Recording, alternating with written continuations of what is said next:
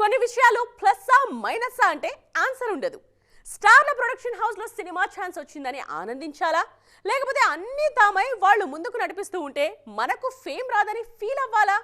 ఇప్పుడు ఇదో interesting discussion.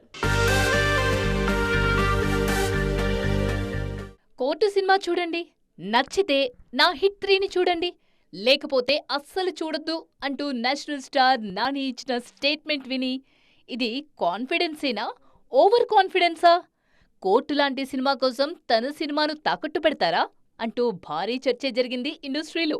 అయితే బేఫికర్ అన్నారు నాని. అంతలా ఆ సినిమాను భుజానకెత్తుకుని మోశారు.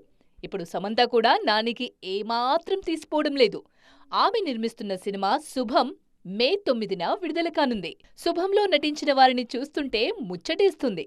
అసలు కెరియర్ తొలినాళ్లలో నా నటనను చూసుకుంటే నాకు సిగ్గేస్తుంది అని అన్నారు.